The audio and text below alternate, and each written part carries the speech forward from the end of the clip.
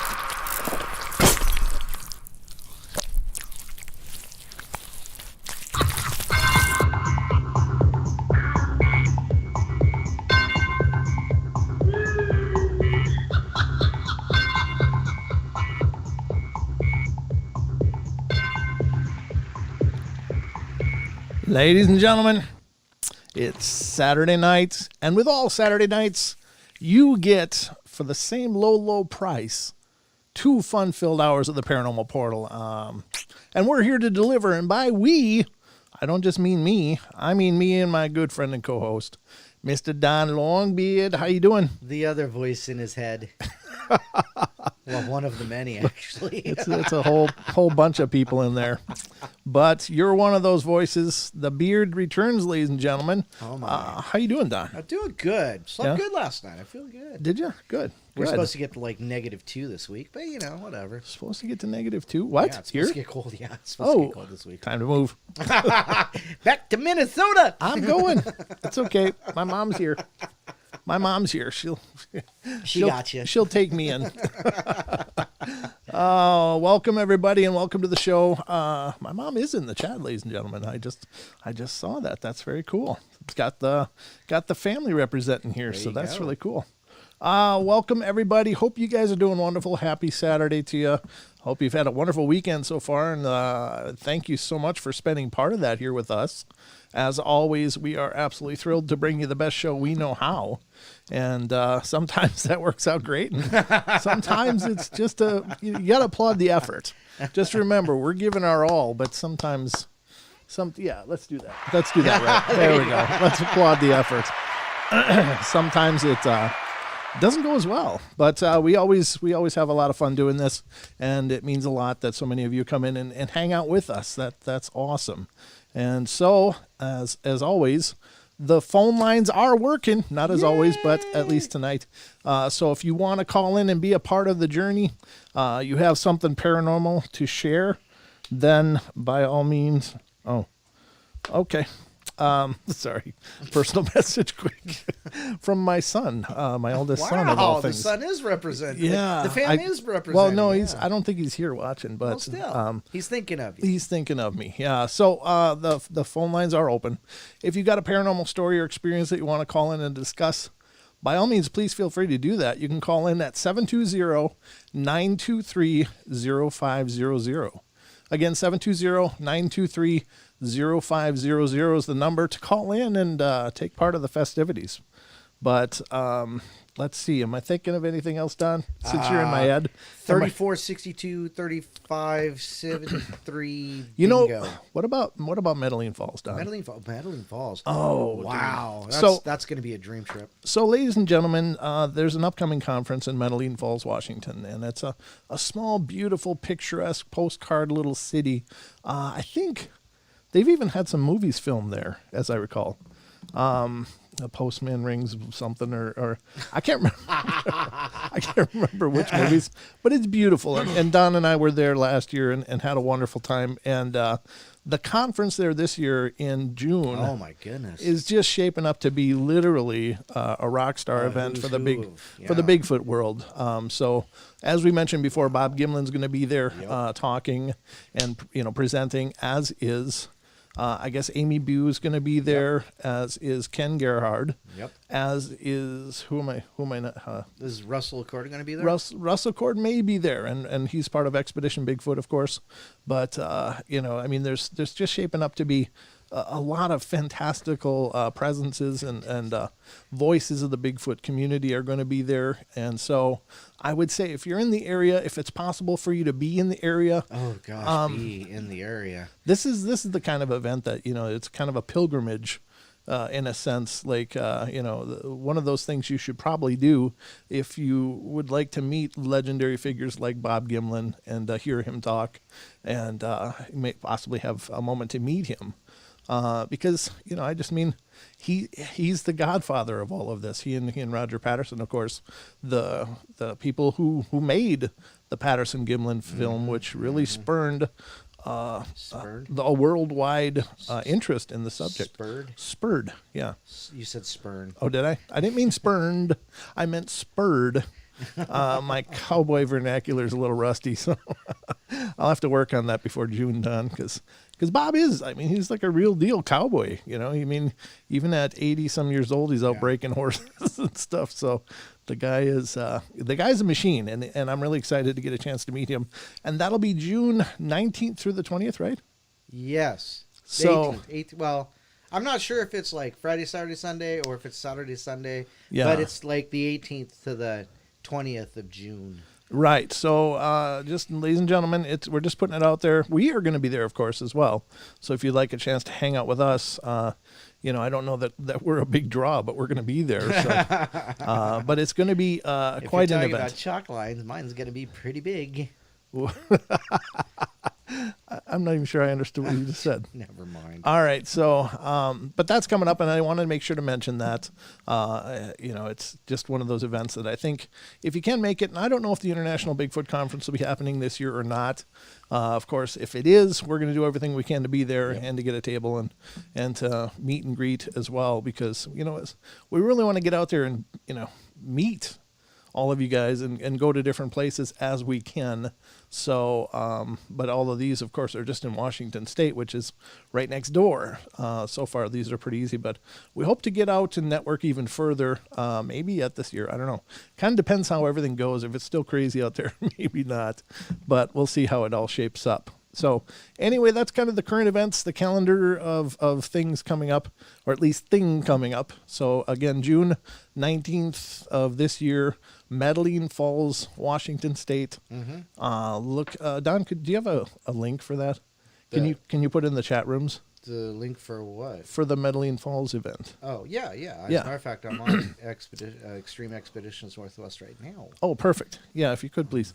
That way you guys can look at the information, decide for yourself. But it would be really cool to be able to meet some of you if you happen to be in the neighborhood. We met Pam and Michael, her son Michael, last year. They were the first people that we actually, The first listeners we ever met. Yeah. Yep, absolutely. So keep it in mind, folks. It's an opportunity, I think, of a lifetime. Anyway, I don't want to waste a lot of time on that, but it's really that important. To me, it is. To us. Yeah. Because, some people in no matter what you're into, like if you were going to go to a NASCAR event, who would you want to meet? Well, you'd want to meet some of the key names in the scene, in the field. And Bob Gimlin is definitely that. And a lot of amazing other people are going to be there as well. So, let's see. Here is the link to the Facebook page for Extreme Expedition. Okay, so there you go. And will you put it in TFR too? I can't get in TFR. Oh, okay. I think Chris shook me out again. I don't know what it is. It's not Chris didn't do anything. For some reason I can't get into there as me. I can only get in as Paisley. I blame Paisley. It could be some password magic going on over there. But let me do this. So do I just grab the big long one on top here? Is that what you do? Like when the URL here? Yeah. Okay. Does it say oh yeah. Okay. Bigfoot something? Right, so I'm going to post it in the TFR chat for you guys in TFR to check out as well. Again, there we go. Okay, so I don't know about you guys, but I got a hankering for some news. What about you, Don? Sure. Let's do some news. Slightly. The Paranormal Portal news.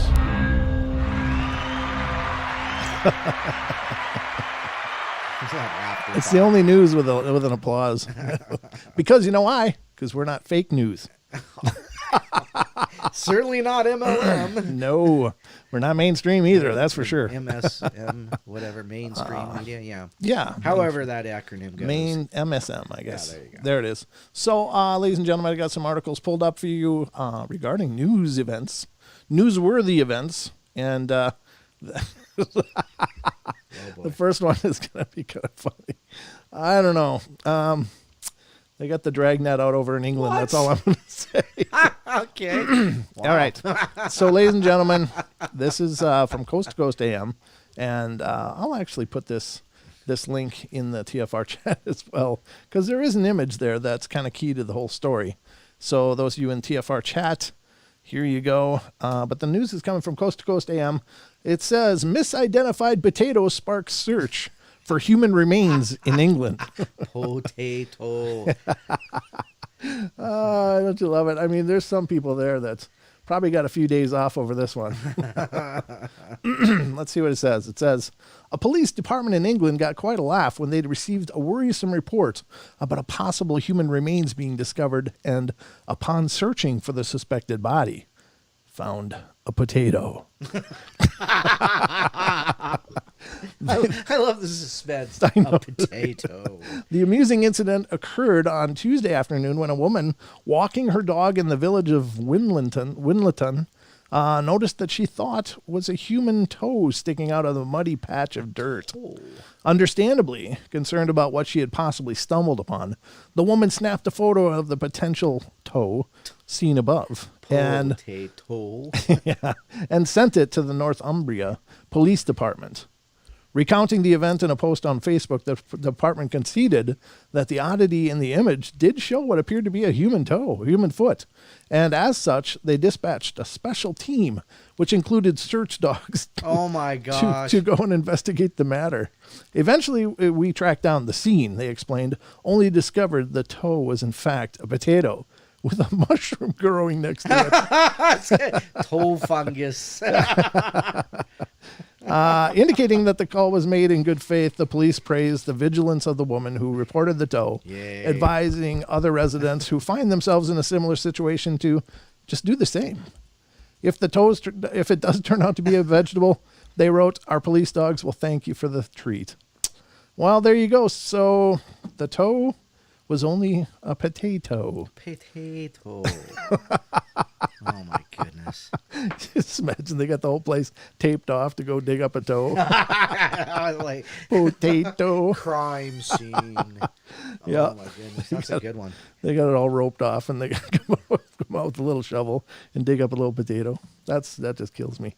There you go, folks. You just never know. It's got a little fungus on it. It's got a little mushroom growing. It kind of gives it that toe look, doesn't it? Yeah, hey. I'm here to tell you, folks, you just never know what's going to come up in the news. That was probably on One Fun Guy. Wow. They couldn't help but put him in the dirt because he was such a fun guy. All right. Oh, goodness. Oh, Daniela's here. Hi, Daniela. Hey, Daniela. Welcome to the fray, as it were. Oh, yeah, my eyes. All right. God, I hate this when this happens. All right. Next story. There's more in the news, and some of it's actually kind of serious.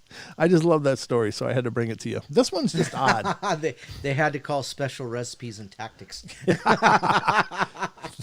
They brought in Gordon Ramsay as a special consultant. Agent Ramsay. It wouldn't be Jamie Oliver. He hates button mushrooms. Oh, okay. Wow, you know your chefs. I don't know anything. I just knew the name Gordon Ramsay and Bobby Flay. Flay was. Boil him, smash him, stick him in the stew. Yeah. Going full Hobbit on me. Oh, well, Ethan said it. It's Ethan's fault. You're a dwarf, Don. You're not a hobbit. Hi, Princess Creamsicle. Who could that possibly be? Who is it?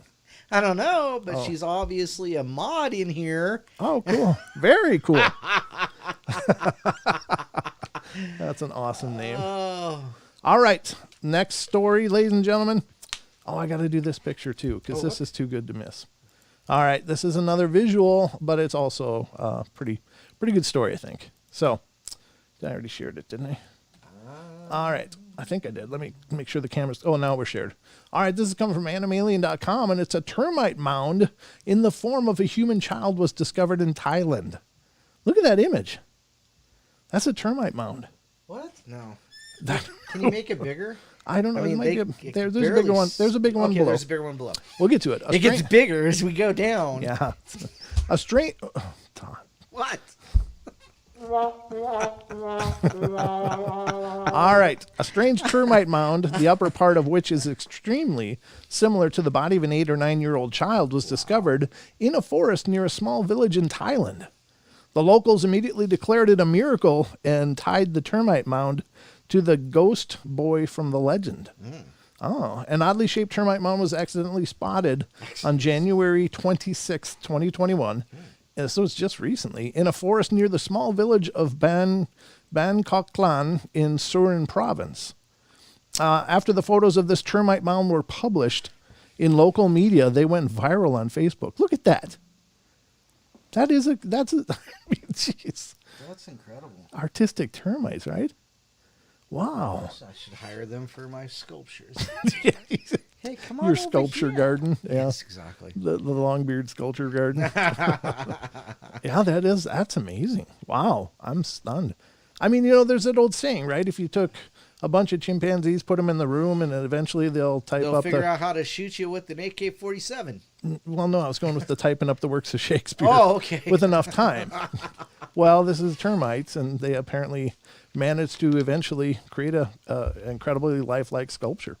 The small humanoid shape of a mound led onlookers to liken it to a figure known as the Aikai, which translates to egg boy, a mischievous spirit believed to bring good luck. Legend has it that Aikai was a young novice monk following LP Tuad, or Thawd, or however you say that, on his pilgrimage when LP Thawd came to Wat Chedi, Sichong district, Nakhon Si Thammarat province. Well, this is very specific. He ordered Aikai to stay there and look after the temple on his behalf. Not long after that, Aikai died and when he was still a boy, and his spirit has lived there ever since as a guardian. Wow. Aikai's spirit always keeps an eye on the temple. Whoever goes in without permission or breaks into the compound to steal things will be frightened away by him. The power of Aikai is widely known in Nakhon Si other provinces. People said that during World War II, he frightened the invading foreign soldiers, making sure that they ran away without even thinking. After discovery of the termite boy, the people began to visit the temple more diligently, as well as buying special talismans with numbers on it. It is believed that they can help win the lottery. Wow, somebody saw them coming. Yeah, here, suckers. Somebody wheeled up their wheelbarrow. Hey, guess this. This is a new lucky charm. Little boy. That is amazing. I can't get my head around that. You know what? Somebody does bring up a good point, because some have just chiseled a regular mound into that. Hard to know. That would be Android Purity. Well, you think that would come up in any examinations of it. It could be just some ploy to get people to, reinvest spiritually into the temple, temple. It's like, exactly. It's like a clown selling hamburgers. Well, they got the termite boy selling temple time. I don't know. Come to the temple if you want good numbers for the lottery. Yeah, you get blessed by Aitai. You may just win the lottery. Well, there you go. That's very weird, very interesting. If it is indeed a naturally occurring formation that was generated by these termites, man, I'm so stunned. If it's not, then I'm very disappointed, because I'm perpetuating a hoax. But anyway, I think it's very compelling. But it is for us to bring it to you so you can make your own decision. That's true. We don't come to any concrete conclusions. No. I will definitely tell you if I think it's bull. Bull. Absolutely. Well, I mean, it's part of the show, right? We bring out new ideas, and hopefully people find them interesting, and we've maybe, I don't know, opened people's minds a little more to possibilities. That's what I'm always going for. So here we go. This is the next article, and this is more scientific, but I just thought I wanted to read it, and I thought, what better time than right now on the show, because I saw the headline. And this is from unexplained-mysteries.com. And its 99th element, Einsteinium, reveals its secrets. Scientists have made new discoveries about a mysterious element that is named after Albert Einstein. Robert A. Jackson from the School of Chemical and Physical Sciences at Keele University takes a look at Einsteinium, an element born in the race to create the world's first hydrogen bomb. Ooh. That's not that's really a good thing to pioneer new sciences. But a century ago, an upstart German physicist by the name of Albert Einstein.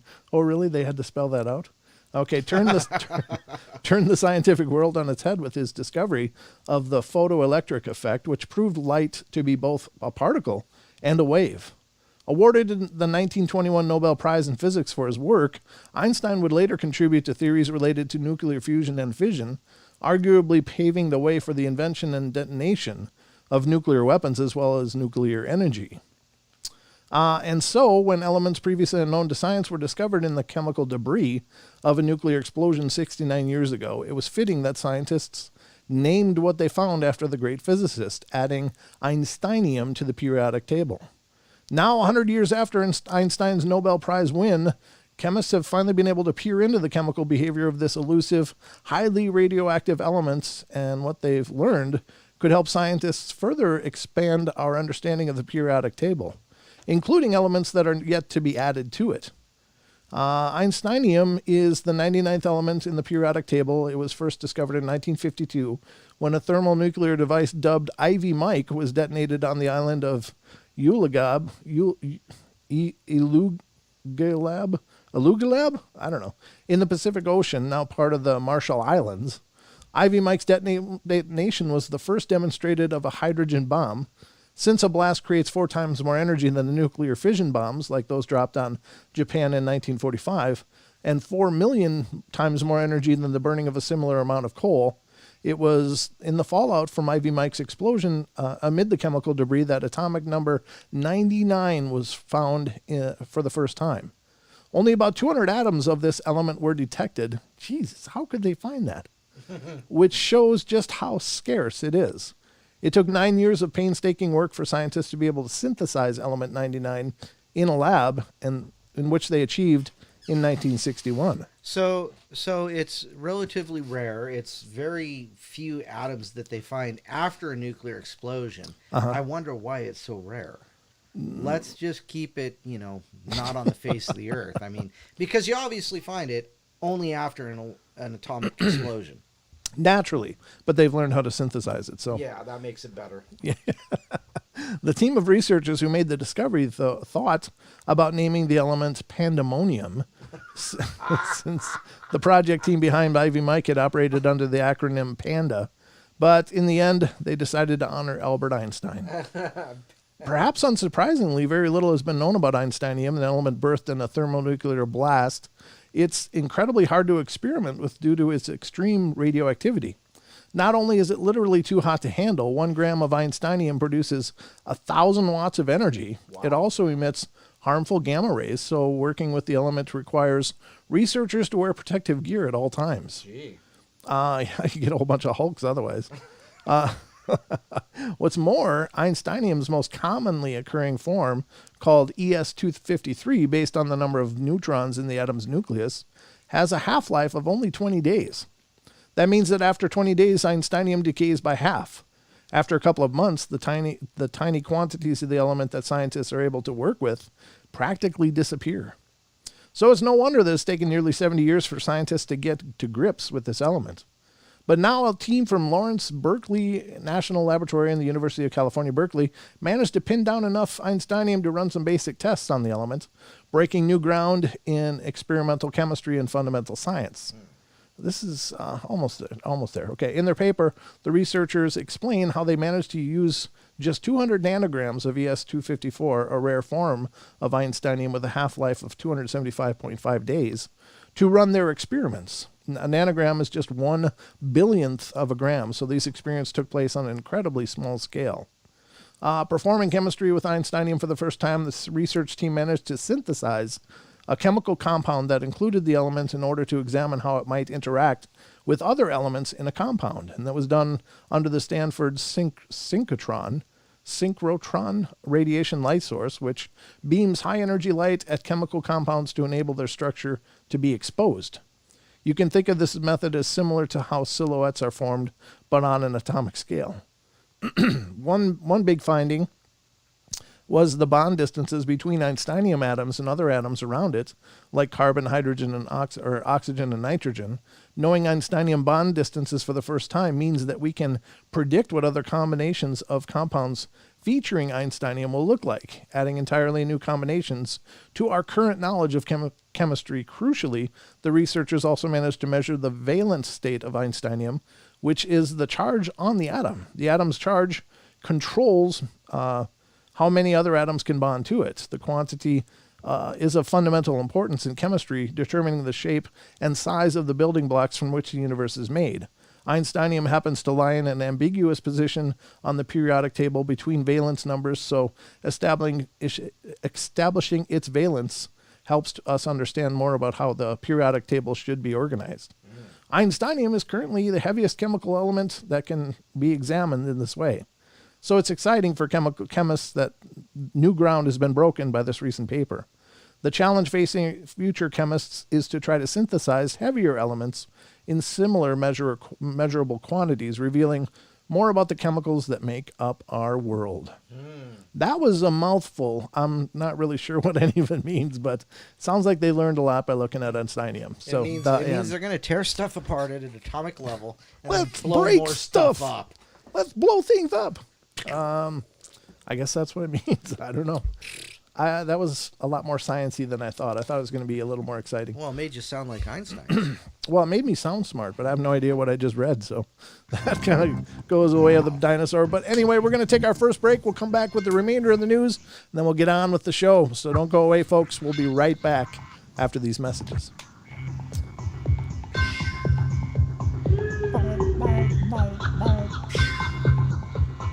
Boom, boom, boom.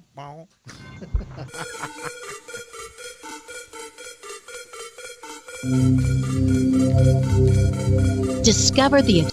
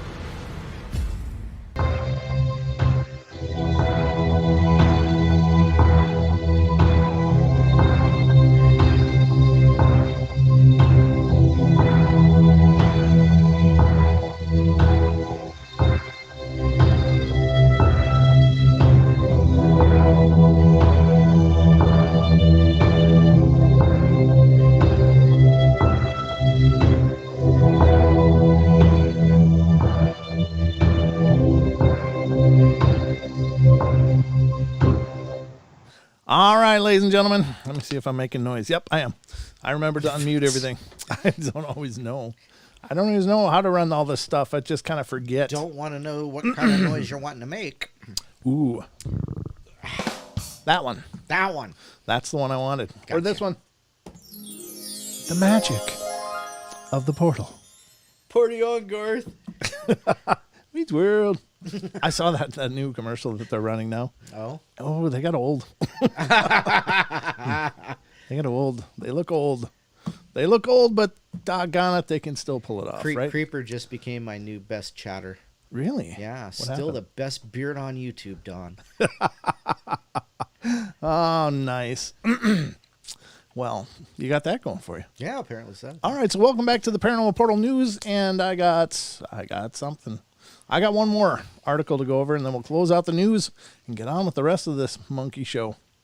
Monkey business. Oh, hush, Princess Principal.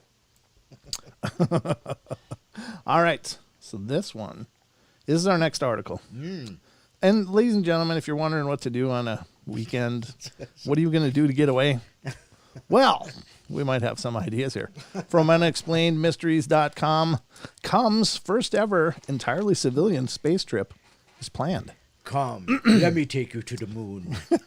Fly me to the moon. Come with me if you want to live. Yeah, get to the chopper. Very, very cool. All right, so we're going to read this. A U.S. billionaire has funded a private manned space mission that will include 3 members of the public. I wonder who that could be. Oh, it isn't. It's not Elon Musk. Wow. It says, every manned space flight to date has involved at least one major space agency.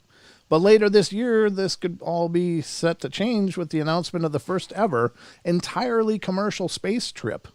Funded by U.S. billionaire Jared Eichmann, I don't know who that is, the mission will see 4 passengers blast off aboard a SpaceX Crew Dragon for an undetermined number of days spent in space. Particularly interesting is who Eichmann is chosen to take along. 3 members of the public with no astronaut experience whatsoever. Wait a minute. Uh-oh. 2 have already been decided. One is a healthcare worker from St. Jude Children's Hospital. Because they'll need somebody for people having heart attacks. Yeah, somebody medical trained. And while the other is a businessman involved in a credit card processing company. Just in case your payments don't go through. The final seat is still up for grabs. And we will have to wait to find out, wait a while to find out who will fill it. Sorry, hold on. Anyone who donates to the hospital this month will have a chance to win the remaining ticket. Isaacman, who made his fortune in the technology and aviation sectors, will be leading the mission himself, thus making this an entirely civilian endeavor. I truly want us to live in a world 50 to 100 years from now where people are jumping in their rockets like the Jetsons, and there are families bouncing around on the moon with their kids in a spacesuit, he said. I also think if we're going to live in that world, we better conquer childhood cancer along the way. Very cool. And dubbed Inspiration 4, the mission is tentatively scheduled for October of this year. It remains unclear exactly how much money Isaacman is spending to make it happen. Excuse me, hold on. The curious thing is how much is he spending to make that happen? And if he's interested in solving childhood cancer, maybe that should have been first, and then he could do this, because I'm sure the donations are not going to exceed the amount he's spending on this venture. But, I mean, he's attaching it to a charity, so that's cool. He wouldn't have to do that at all. But, you know, there again, maybe it's a write-off as well. I don't know. Well, I don't know how that works. Yeah.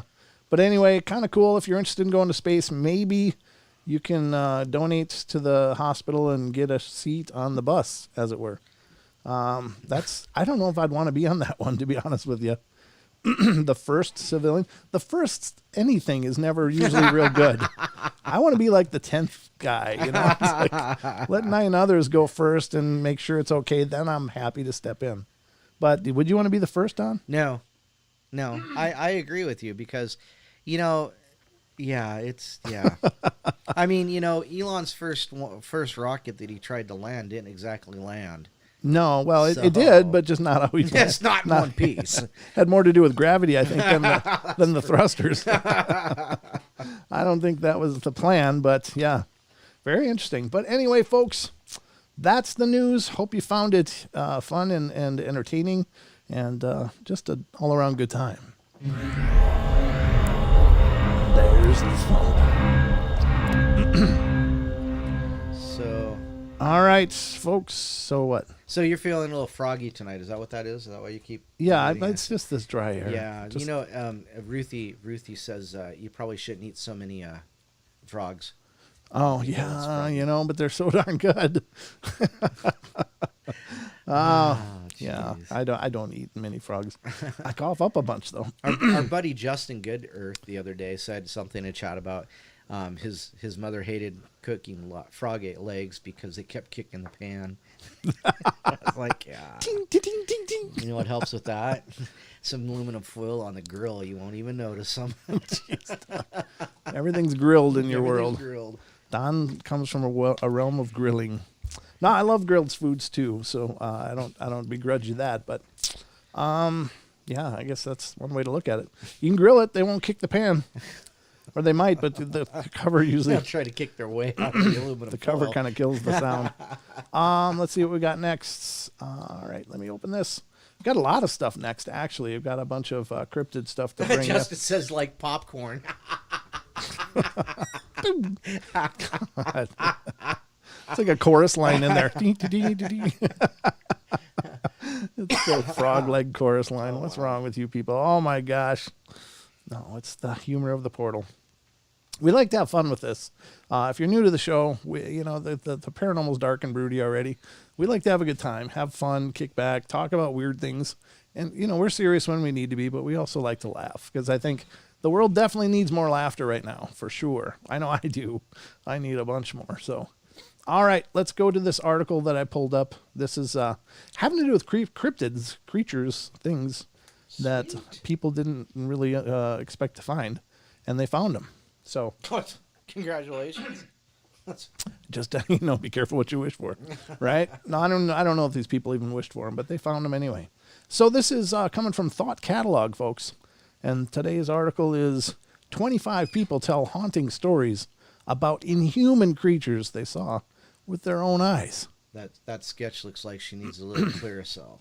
Miracles. I think that might be one of the creatures done. Oh. Maybe that helps. I don't think this is glamour shots here. So, but yeah, there's some pitting going on there. Definitely should exfoliate a little more. All right, so sugar scrubs. Yeah. All right. So some sort of humanoid stalked me from the woods. That was stalked, not stalked. Sorry. It came out kind of weird, like I was from the East Coast or something. No offense to East Coasters, by the way. It says some sort of humanoid creature stalked me from the woods. I saw a humanoid something in the woods outside my childhood home. This is rural northern Wisconsin, and I was 14. Up until that day, I had zero fear of the woods. I spent most of my time out there exploring and fearing absolutely nothing. My parents had a lousy marriage and fought a lot, and it felt more at home outside than inside the house. Sounds kind of familiar, doesn't it? Mm-hmm. Uh-oh. On hot nights, I'd take a sleeping bag, sleep on the roof of the old shack on our property. I saw bears, I saw wolves, and there was always more afraid of me than me of them. I didn't believe in ghosts, Bigfoot, demons, or even God. I only got lost out there once when dark fell sooner than expected.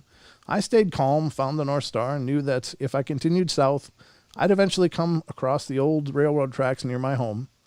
Even the thought of spending the night out there didn't bother me, the thought of my mom's rage when I didn't come home did. So it was summer. I just turned 14. My mom had left my father. Father worked all the time. Sister was living on her own, and once school was out, it was me and my cat, and this is before the internet or smartphones. We lived on a dead-end dirt road, and around noon, I took my usual stroll down the long driveway to check the mail. My cat followed me everywhere, and I actually kind of relied on him to give me a heads up if there was a bear or something close by. A bit of movement behind me, and as I stood at the mailbox, made me aware there was something across the road in the trees. But there were the pesky deer everywhere. I heard a loud crash, and then like something very loudly making its way through the brush. It's every damn classic horror story. My brain had no capability for the thought of anything paranormal or spooky. I simply tucked the mail under my arm and headed into the woods to investigate. My cat followed close behind, and I got about 10 yards in when I noticed that what I hadn't noticed before. There was no noise, nothing. It was a beautiful June day, and there wasn't a single bird singing.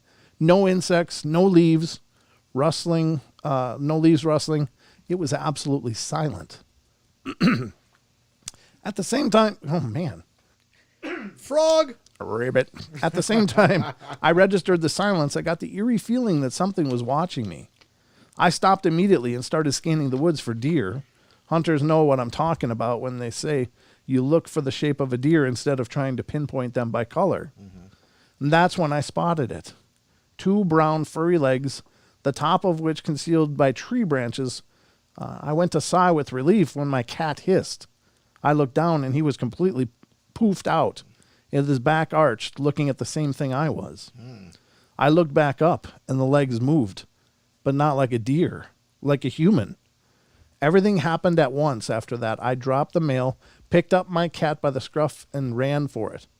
Whatever was out there was with me, was running after me, and I've never run so fast in my life. I tore up the driveway into the house, locked the door, and grabbed the phone. I called my next-door neighbor, who was the ex-chief of police, and he came over immediately with his pistol and checked out the spot I was in and found nothing. I was so hysterical. I was in tears. He stayed with me until I was able to reach my mom and have her come get me. Of course, they thought I was completely high or delusional. I know exactly what I saw and felt. It was broad daylight. I never felt safe in those woods again and stopped sleeping outside. I think we did read this a long time ago, or at least some of the same stories are coming up again. So, Then I think it sounds pretty interesting. I don't remember that one. Which one? That one right there. Yeah, I think that sounds interesting too. Well, let's read it and see. I'm sorry, I apologize in advance if this is redundant, if we've covered this. The one thing I will tell you about the paranormal is that you find it repeated all over the place, even though it may have different headings and stuff or different sources. So I do apologize. I don't ever mean to repeat material, but let's see what it says. She watched as a bird transformed into a woman. I was a baby when this incident happened, but I believe my sister, who was around 5 years old at the time. My cousins, aunts, and uncles were at a birthday party one Saturday at my grandmother's house in Houston. All the adults were inside the house around dusk, but the older cousins' ages ranges from 4 to 8, and my sister were outside playing. My sister isn't sure who noticed the bird in the tree first, but soon all of the cousins noticed it as well. A bird was perched in one of the lower branches, just staring at them. Before their horrified eyes, the bird began transforming until it was a woman sitting on a branch leering at them. As they began shouting and screaming for their parents, the woman became a bird again. And by this time, the parents had come out to investigate the commotion, but the bird wouldn't budge. Not until my grandmother, a formidable and salt-of-the-earth type of woman, went outside did the bird fly off. The house is creepy. It's still in the family, and I've had some other strange experience, as did my mom. It was in the family since my parents were young teens. My cousin owns it now and is still creepy and old, and he doesn't really like living in the little yellow house either. In the beautiful roses my grandmother planted, strange things have been found, and animal bones, guts, melted candles, and other witchcraft type of things. A lady in white has been seen moving from room to room in the past by house guests. So what do they call it? La Lorna? Is that the one? La Lorna. Isn't that the specter that can turn into an owl or some kind of bird? Right. Yeah. The Latin witch, basically. Yeah. Of lore. Lorna. Yeah. Yep. I don't know. Very, very strange. Sounds like it. It does sound like it. That'd be creepy. I don't know how do you process. Seeing a bird suddenly turn into a woman, then into a bird again. Well, I've seen the whole transformation now. You got any more party tricks up your sleeve? You watch me pull a rabbit from... Never mind. All right. Oh, goodness. I don't know. That's weird. If then of course there is lots of legendary stories for things like that. But oftentimes us, with our Western sensibilities, we just go, well, that's superstitious, ponderings of, superstitious minds and cultural based, and there's not a lot of reality to it. But what if there is? What if there is reality to it? And, that really can happen and does happen, and people are witnessing these events, then that's truly miraculous. I mean, that'd be incredible. Yeah. I don't know. I think I would feel extraordinarily uncomfortable watching it happen, but I would have to say that it's it'd be like watching a train wreck, Right. It's like it's a horrible thing, but you're going to do it. It's like looking through your eyes, like, I don't want to see this, but I kind of want to see it because I don't imagine this. How about witnessing an alien abduction? Should I read this one down? Yes, absolutely. All right, we'll just keep going on this article. Again, my apologies if this is redundant. I can't remember every story we read, but I do remember when things feel familiar. So, witnessed an alien abduction back in 2001.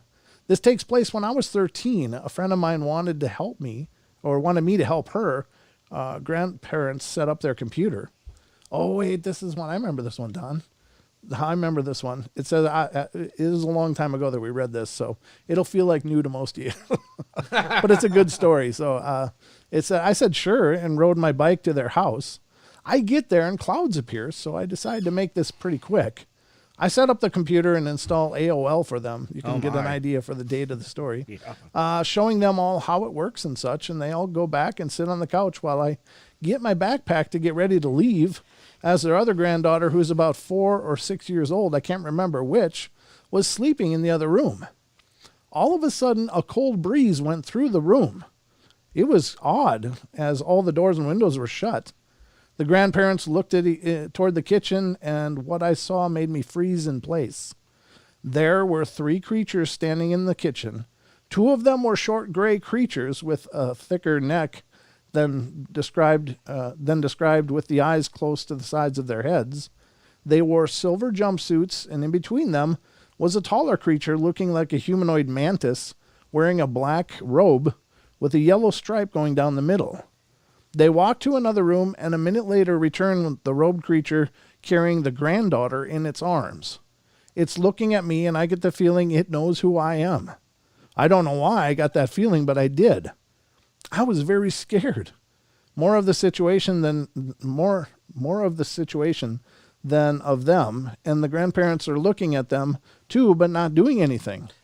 I decided to say screw this and fought off all the fear I could and clumsily charged towards them.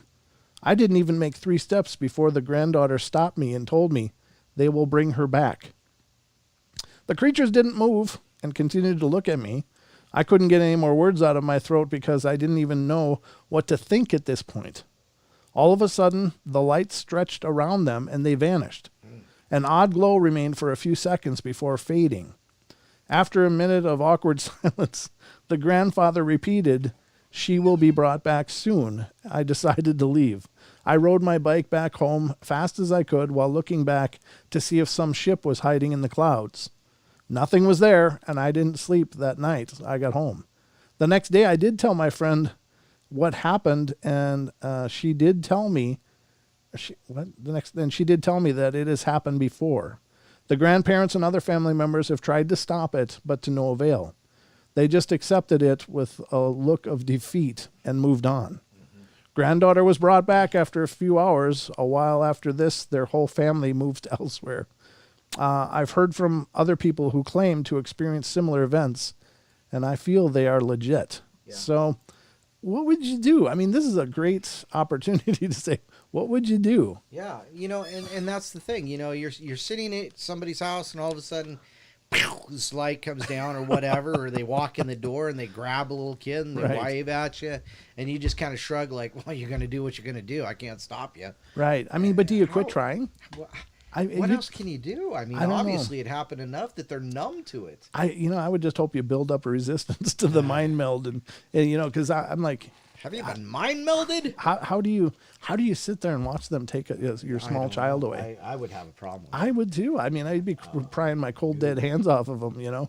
I can't imagine just prying their cold dead hands. Well, hopefully, if all goes well. Yeah, exactly. But apparently, they seem to be kind of ready for that. Yeah, but that's crazy. That is crazy. That's really creepy and weird.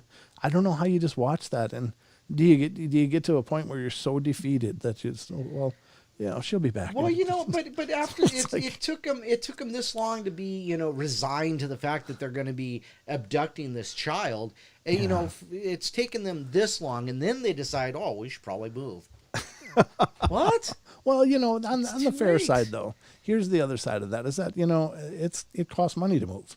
And people. That's true. This is a financial world. You're right. You can't, as much as you'd want to. I mean, you could go sleep in your car somewhere, but you have to be in LA for that. Yeah, or Hawaii. Yeah, but I don't know. It just seems to me that do you ever just stop and go, well, it's okay. It's like a milk run. Yeah, exactly. She's just getting the milk. She'll be right back. I don't know. I'll be back. I'm running out. Yeah. Mm-hmm. That one when I first heard it years ago, again, really perplexed me because, being a father and, everybody has that instinct. It's like, you want to protect the kids. Well, what the hell are they taking people's kids for? Yeah. One of the last sentences there says, they just accepted it with a look of defeat and moved on. It's like, oh my God.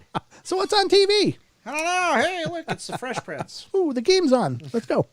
Grab the popcorn. Wow. That's creepy. That's creepy weird. Hey, so we got a caller on the phone, but we only got a couple minutes before break. Well, we can get to it. Get him warmed up, yeah. Yes, sir. Yes, sir, Don. Let me get to the phone, Don. Sorry, let me turn the correct way. Why don't you go ahead and get him warmed up? Thanks, Don. All right, area code 626, you're on the air.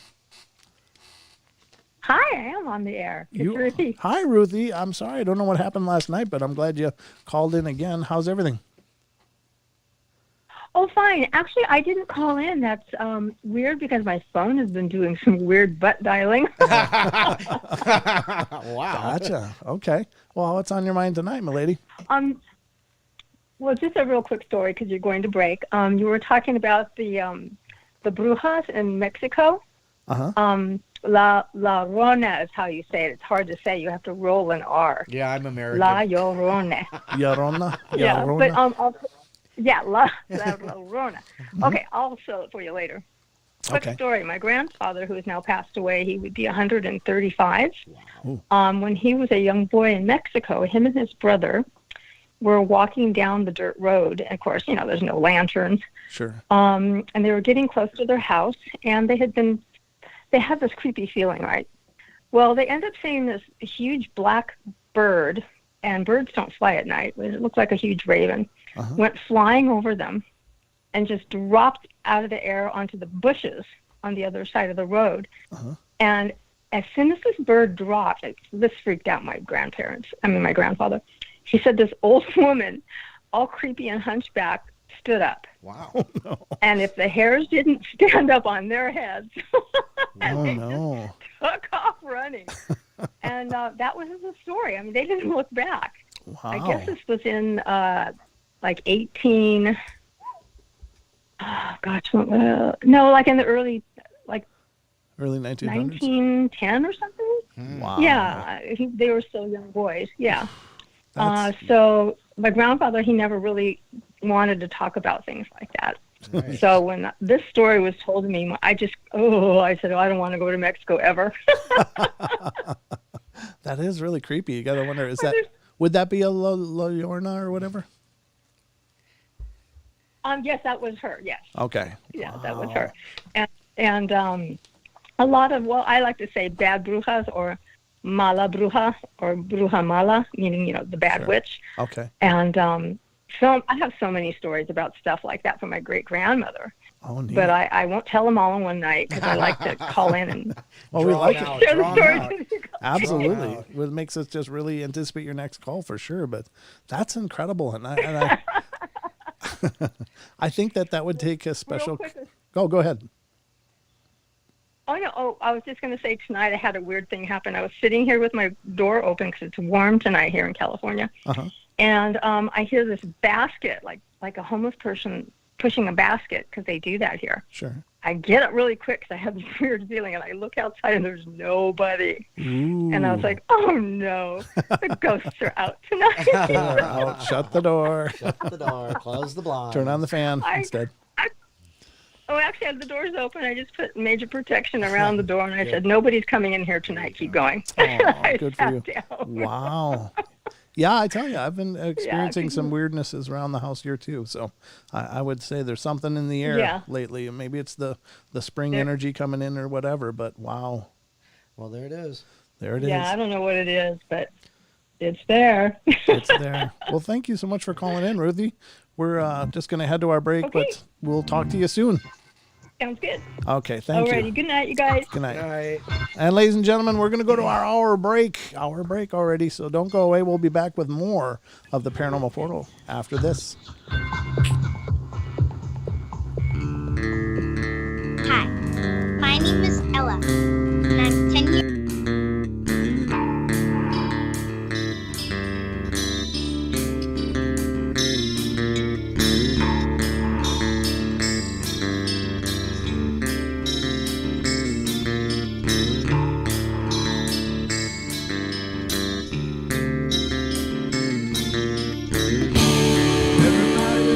play their games. Everybody loves to place their bets.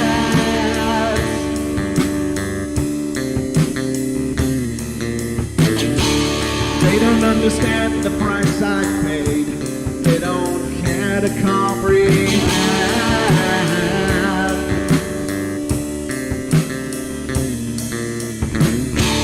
Trace their lines upon my body, dripping scars across my heart.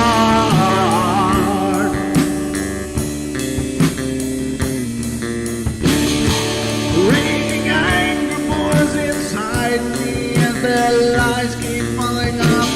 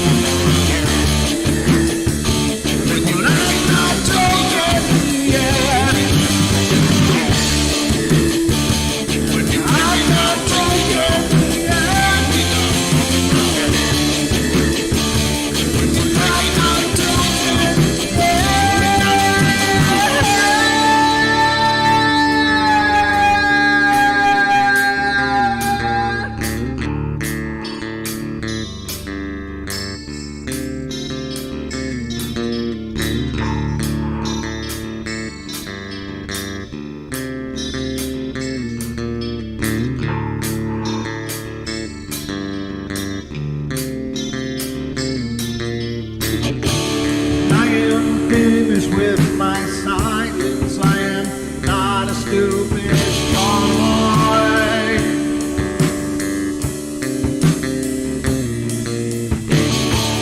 No more breaking me with kindness, just you dance upon my joy.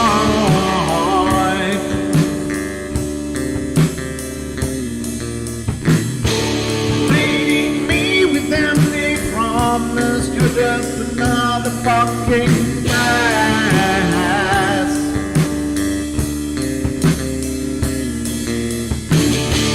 Taking off the slice of my sanity, just make sure that you're well fed.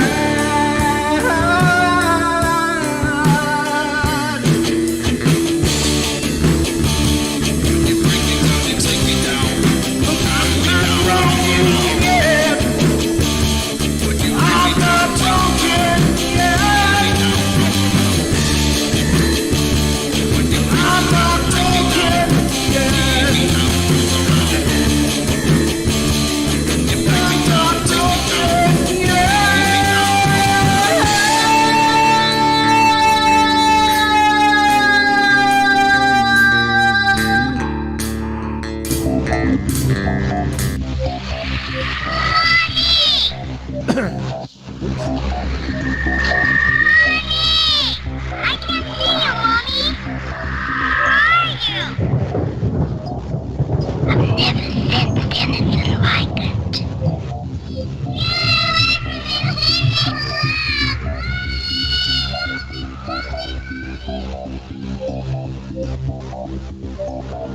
Carol Ann is not like those she's with. They're attracted to the one thing about her that's different from themselves. Her life force is very strong. It gives off its own illumination. It is a light that implies life and memory of love and home and earthly pleasures. Something they desperately desire, but can't have anymore. Right now, she's the closest thing to that. Poltergeists are usually associated with an individual. Hauntings seem to be connected with an area. A house, usually. Poltergeist disturbances are of fairly short duration, perhaps a couple of months. Hauntings can go on for years.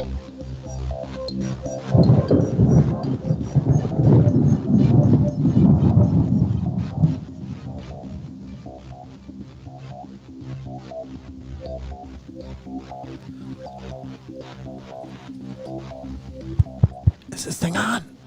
I hope not. Oh, God. Welcome back, ladies and gentlemen. Hour number 2 is already upon us. Wow. How the hell did that happen, Don? I don't know, but I'm going to blame it on the Wiggles. The Wiggles. Will you wiggle so that No. Creeper's kid won't be No, upset? because that'd be creepy. I'm sorry, but the poor girl's just going to have to suffer tonight. Just get a wiggle puppet or something. All right, folks, this is hour number 2, and hope you guys are enjoying the ride so far. We've got much, much more. Again, remember the phone lines are open, as you may have witnessed in the last segment when Ruthie called. The phones do work. So 720-923-0500. And there's always a way to get involved if you want to. If you are brand new to the show, please let me just take a moment and say, please.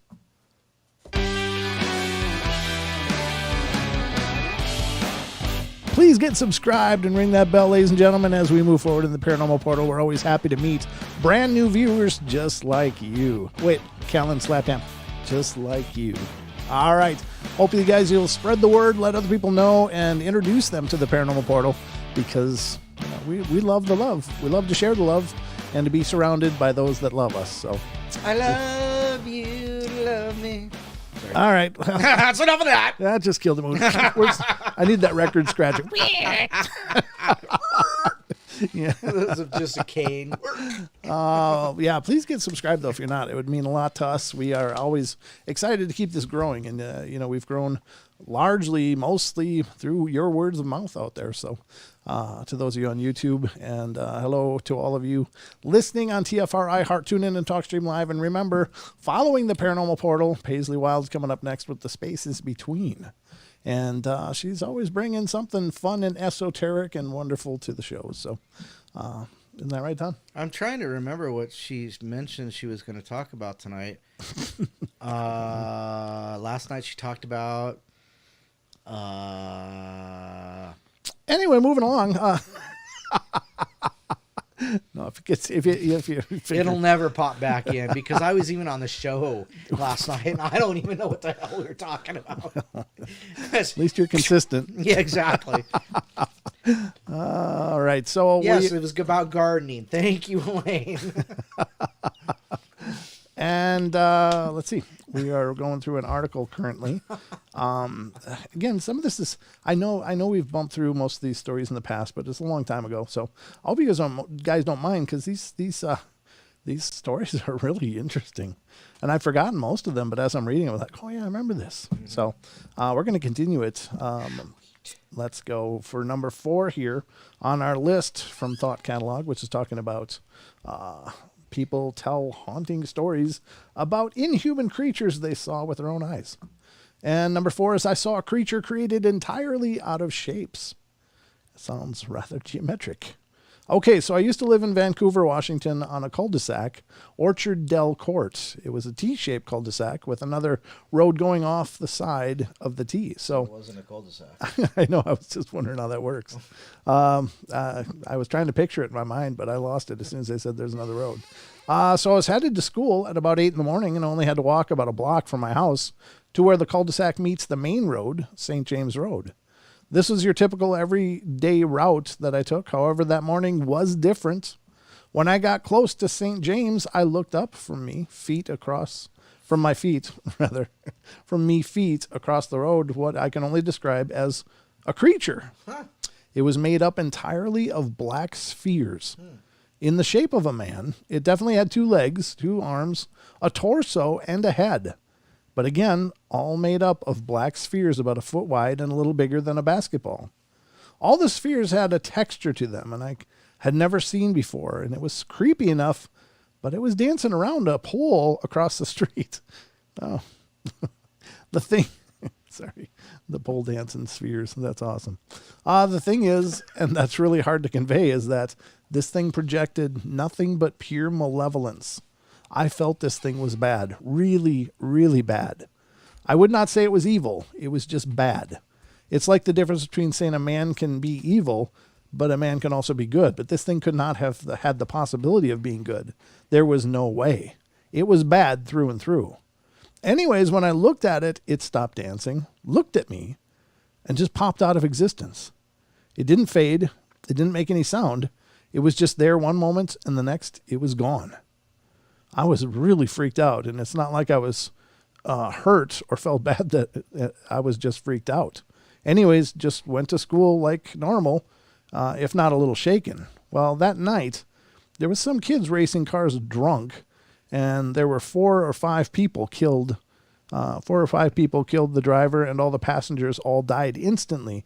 When I went out with my father to the corner where it happened, I was shocked because it was the same exact intersection where I saw that thing the previous morning. I can't help but think I saw something strange that morning, something that I was not supposed to see. Whatever that creature was, it was bad news. Sorry, I just went a little thorough good there. This one is, we saw a mummy resting in the bed. Okay. When I was a child, around the age of 6, perhaps younger, I used to visit my uncle's house on occasion with my mom and Nan, and each time I was there, I'd go to my uncle's bedroom to look at the mummy that laid on his bed. That's what I thought I was seeing, an adult woman that seemed to look like they were wrapped up in bandages or some material. My uncle was the kind that would tease you or wind you up, so I never believed it was real, just something he'd rigged to try to scare me. Each time I went to his house, I would drag my mom and Nan into that room to show them, and frustratingly, each and every time they would claim not to be able to see a very obvious mummy laid out on the bed. It got to the point one day, after I dragged my mom and Nan to my uncle's room, and them not believing me, that after they left, I stayed to watch the mummy lay in bed. I stayed in the doorway, and the furthest I would ever go, with the side of the bed facing me, and glared as angrily as a little girl could at the woman in the bed. And then it sat up and turned to face me. I froze. That was when the thing started to get up off the bed towards me, that I discovered my legs again and ran. Years later, my Nan took me and my friend and a friend to my uncle's house to dog sit while he was away. It just so happened that his bedroom was where we would be having our sleepover. The room had been changed, and there was no mummy this time around, but retelling the story was enough to freak us both out for the night, though it didn't stop us sleeping. My mom and Nan can recall me asking about the bandaged woman in the bed and other weird things that I'd seen and experienced as a child, but no one else had experienced the mummy in that house. Wow. That's weird. I'm trying to think of what this person saw. Obviously, some kind of spiritual presence, but I don't think it was a mummy. But could it have been a bandaged woman or something from way, way back? You know, like was there, I don't know, probably not leprosy, but you think of what ailments could have caused a person to be wrapped. And I don't know. That's the only thing that comes to my mind. I know, right? Unless, they're seeing a projection of a person after they had died. Right. Well, that's true too. Yeah. Maybe it's what am I thinking of? Decomposing body. Yeah. Right. Maybe. And maybe the skin looked like bandages. Yeah. That's true. Good point. This one's number 6. A mysterious creature appeared inside the house. This happened when I was 7. Lots of little kid stories. Yeah. I grew up on a military base. We lived in the PMQs, not entirely sure on the age of the houses, but our basement did have a bomb shelter in it. So I had just broken my leg, and my dad moved my bed to the living room and set up my computer so I could play Buzz Aldrin's Race to Space whenever I wanted to. I was also given a frying pan and a pot if I ever needed anything in the middle of the night. Heavy sleepers in that house, Don. You need a pan and a pot. Clank, clank, clank. So God knows what time it was. So I'm woken up by a sound. I look around and don't really see anything until I notice a hand it's like pear. The hand peered out? Yeah. A hand peered out? Pear, P-E-A-R. Yeah, but a hand? I don't know. I peered out the entranceway to the living room. I immediately look at the TV to see if I can see a reflection. I do. It looks like a man my father's build and height, but the uniform is wrong. My father a few times was called and deployed on moment's notice. I could just tell that this was a World War II uniform. So I freaked out, grabbed my frying pan and pot, and began slamming them together as hard as I could. The figure in the TV just walks away into the dining room and then turned to the kitchen, from what I could tell. Just as he turns, my father's already in the living room asking what's wrong, and I replied, "Someone's in the house." He immediately goes for his baseball bat and starts searching the house and checking the locks and the windows, and gets on the phone and calls up the MPs. And before I know it, he and the neighbors and the MPs are outside securing the whole damn neighborhood. They never found anyone, and I've never had similar experience since then.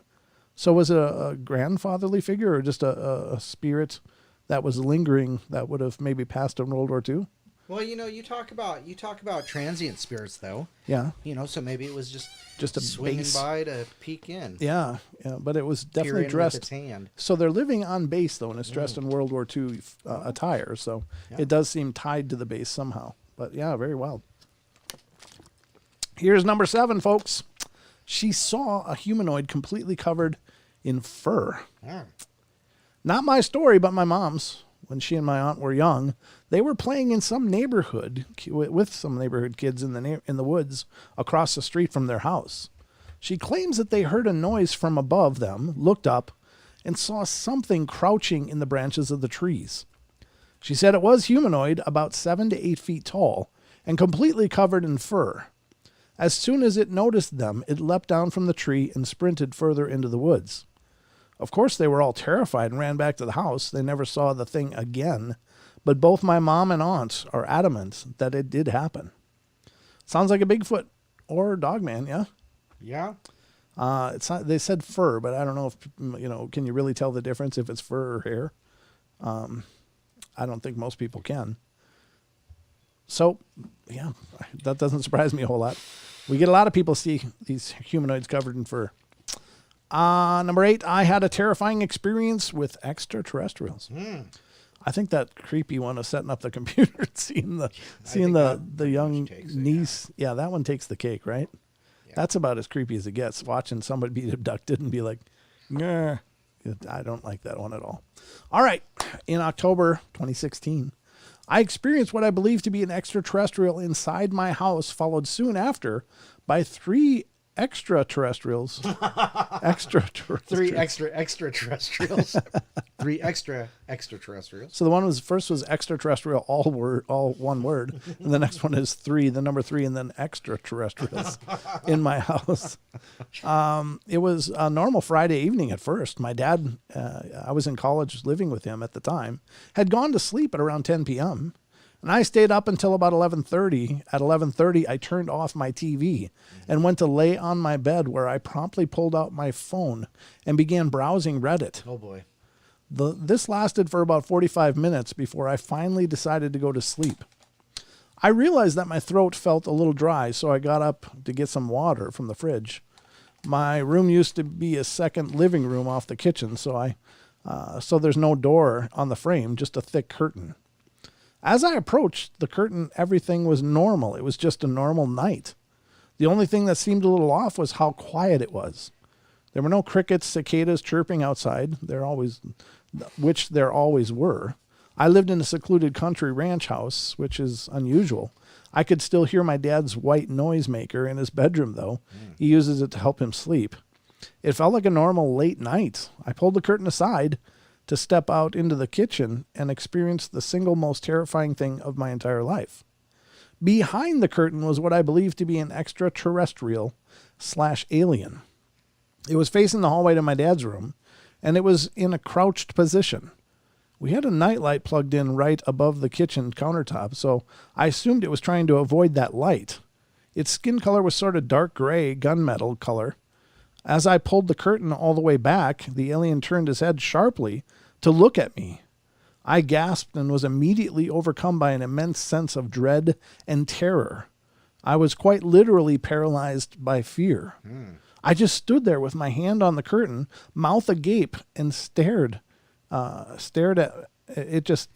me for a couple of seconds, and then everything went black. Oops. I regained consciousness an hour later and was laying on top of my bed, the covers still made, my heart was pounding, and it felt like it was beating 1,000,000 times a minute. I saw something on my left, which was the darkest part of the room, and had a door leading to our carport. Standing over my bed were 3 dark gray figures. They were tall, their heads nearly touching the 7-foot ceilings in my room. I turned my head, stared at them, and began to experience the same sense of terror as before. It was the exact same sense of dread and paralysis. I was unable to move, unable to speak, unable to do anything except look. This time they looked at me for much longer than a couple of seconds, and it felt like it lasted a full minute or more. At the end of that minute, the being in the middle leaned in a bit and moved its hand toward my foot. It tapped its finger on my foot 3 times slowly. Each time it tapped, a strange sensation pulsed through my body. It was just a weird energy that I can't really explain. After the 3rd pulse subsided, the being stood straight again, and then everything went black again. I regained consciousness yet again a minute or 2 later, still on top of my bed. Covers were still made and immediately began to cry. I don't mean just a tear or 2. I mean I was quite literally just bawling my eyes out for the next few minutes. Eventually, all that emotion subsided, and I grabbed my phone from my bedside table. It was 1:33 a.m. I didn't end up going to the sleep at all that night. I just sort of sat there on my bed, trying to explain to myself what had just happened. In the years since this happened, I've yet to come to an explanation that doesn't involve aliens, demons, ghosts, or some sort of paranormal phenomena. I thought of sleep paralysis at first, but I never went to sleep before I saw the first one, and I was wide awake still. When I went to get a drink of water, I wasn't dreaming because I hadn't yet gone to sleep. When the 3 came right after, I thought that it could be sleep paralysis since I woke up on my bed and was unable to move or even scream when they looked at me. But how did I get in bed when the last thing I remember was looking at the first one in my kitchen? I know you hallucinate when experiencing sleep paralysis, but how did I see 3 distinct beings that essentially examine or remain motionless? And what the hell was that sensation when it tapped my foot? If it was sleep paralysis, I've never had it before, and I haven't had it since. If it was some sort of spontaneous mental breakdown, I've never had one before and haven't had one since. If it was just some bad nightmare, when did I go from browsing Reddit and getting a drink of water to asleep and having nightmare? Every time I think about it, I get an uneasy feeling. I keep thinking about the dread I felt that night, and it makes me feel squirmy and nervous. That night felt like death. But I don't know if whatever was in my house or whatever I imagined was malevolent. I don't know if they hurt me or did anything to me or my dad. I don't know if I was crazy, sleep deprived, or actually encountered aliens in my house. I've seen and felt some strange things before and after, including lost time, seeing what I believe to be UFOs, animals on the ranch we live on being mutilated. The lost time thing was a little freaky. I was texting my brother about Fallout 4 in the middle of the morning. I was in the middle of a response laying on my bed in my room when all of a sudden I was sitting on the couch in the first living room opposite the kitchen to my bedroom. 7 whole hours had passed and I didn't remember any of it. where there were 2 texts from my brother about an hour apart. The first, which was him asking if I got his text, and the second was just a couple of question marks.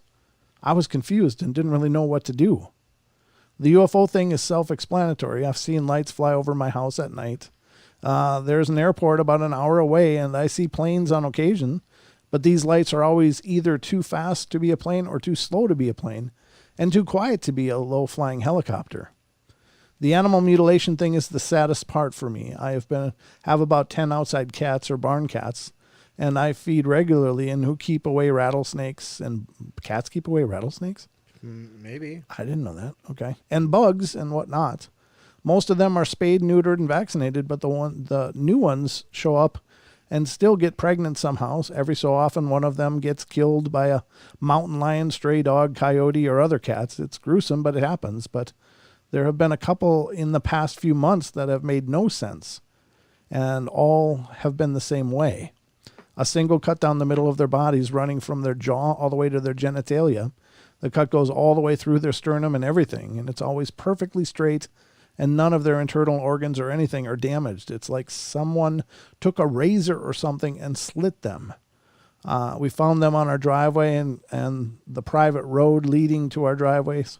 There's never any blood, and the cat is just dead on the ground exactly, already in rigor mortis. It makes no sense, and it makes me sad because I've raised most of these cats from kittenhood. Wow. That's all kinds of creepy, but I think it sounds pretty cut and dried, like some kind of alien abduction situation, right? Well, I would rather that than think about, like, another Jeffrey Dahmer kind of story. Well, nothing was eaten. Nothing was, there you go. It didn't start with eating people either. That's true. Well, but, I mean, she obviously observed these alien creatures or things that were alien to her. Right. Could be transdimensional, but obviously it seems to me, and I say obviously, like, I can't think of anything else, but it just seems like, she's just got the classic abduction scenarios cooking. Yeah. It's unfortunate and weird and confusing, and I don't understand it, but I feel for her because that would be a horrible thing. Again, the abduction things are I don't know. Well, and she's not necessarily missing time, but she was blacking out, right? Right. And there was only 3 aliens, by the way. It wasn't 1 plus 3 more. Oh, so it was just 1 and then 2 more joined? Yeah, is what you're thinking? Because it says when she woke up on her bed, there was 3 beings there. Right. So it wasn't 1 plus 3, it was 1 plus 2. Okay. Well, it could have been, unless they were, I know maths. Maybe as a new shift came in. We got a wakey. Okay. But that would be creepy, though. I mean, and why would you pull the curtain back? She had to go through it to get into the kitchen. Oh, yeah. So instead of a door, there was a curtain hanging there. Right. So that's what she was doing. Stood agape. And staring. We got about 3 minutes. Yeah, we can get through this in 3 minutes. Friends have seen shadow people inside of our home. I'm going to write this one on behalf of my mother, who passed away a year ago and saw and heard many things that the average person wouldn't believe. To start, I live on a farm in a house that was built in the early 1900s. To date, 4 people have passed away in the house or near the house. My great-great-grandma died in a rocking chair. My great-great-grandpa was riding in a wagon down our driveway when his team of horses got spooked and he flew off and broke his neck. A hired man's wife fell down our stairs while she was pregnant and hemorrhaged and died. And my aunt died in my old bedroom at age 2. Wow. Over the years, my mother and brother have experienced many different spooky things on our property. In the early 1980s, they both heard footsteps walking up and down our upstairs hallway in the middle of the night. My brother was alone once, and he was outside doing farm chores in the dark. He was maybe 500 feet from our house. He had the urge to look over, and every single light in the house was on. My mom has heard people whispering her name. She's heard creaking noises in the house and sounds as if something had fallen, big crashes, etc. My father's been oblivious to everything and has never heard any of it. In 2004, my mom went outside to fill our wood stove at about 10 p.m., and on her way back to the house, she got the feeling that she was being watched. As she turned to look to her right, she saw this very skinny, gray being standing below our house, staring over its shoulder at her. She got this intense feeling that it wanted her to see it. After a few seconds, it bolted away from the house, and she was so freaked out that she sprinted to our house, locked the doors, and collapsed on the floor in hysterics. For years, she'd never tell anyone the story. This was a particularly interesting experience, as in the late 1960s, our neighbor just over the hill had gray aliens walk into his barn and actually talk to him. Wow. It was investigated by some big shot UFO investigator out of Chicago, too. I personally have never heard or seen anything in our house until recently. Over the years, friends have come over and saw dark shadows, saw shadow people in our house, or hear pitter-patter of small dog feet on the floor upstairs. As I said earlier, my mom passed away about a year ago, and we have her urn sitting on a table downstairs, just below my bedroom. For about 3 months, every night, I was in the home alone. My dad is a trucker, so he's gone for a week at a time, with the live daybreak in between. I would hear this pounding noise every 30 seconds coming from somewhere in the walls. As I tried to fall asleep, I've heard crashing noises. The dog perks his ears up, hearing noises. A lot of people are so freaked out to stay overnight in my house without my dad being there, and I'm starting to get that way too. All right, folks, we'll be right back in just a couple minutes. Don't go away. Then the last half hour. Extendivite, a 7-herb combination.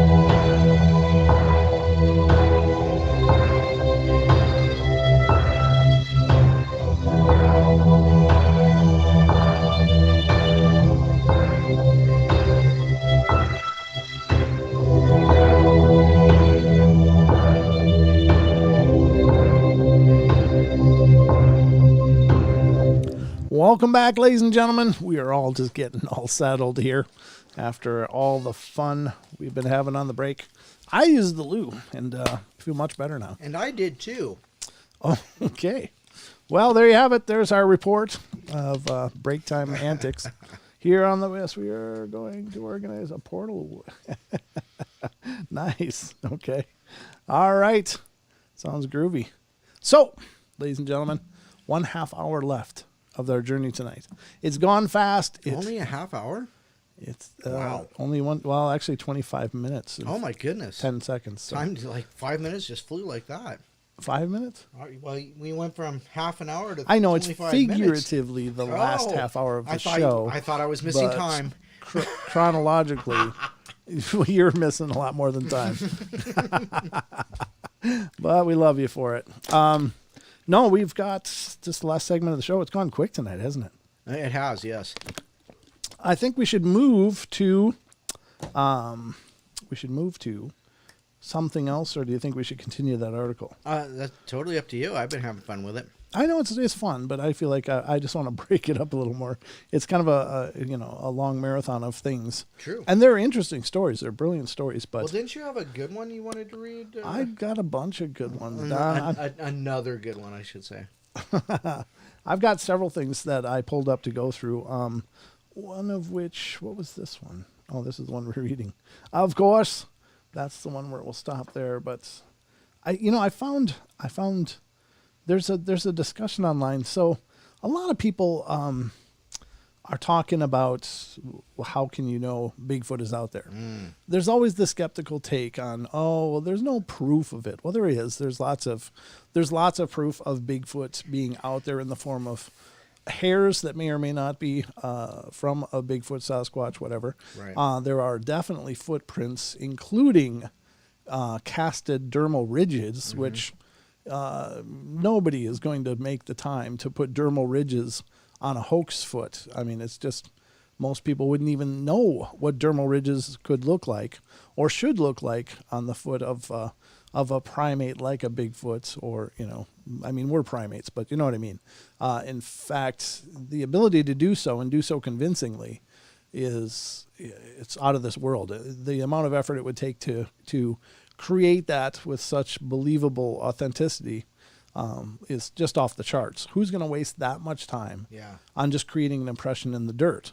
Along with anecdotal evidence, people seeing and caliber of witnesses running the full spectrum, but some incredible witnesses, as you may have seen during the last break. It's the Bigfoot break, basically, where I put up a bunch of quotes from the BFRO regarding why people believe they're out there. But oftentimes the naysayers, the denialists. The denialist. I don't know what else to call. Hey, that's a new word, maybe, a denialist. But they will cite science.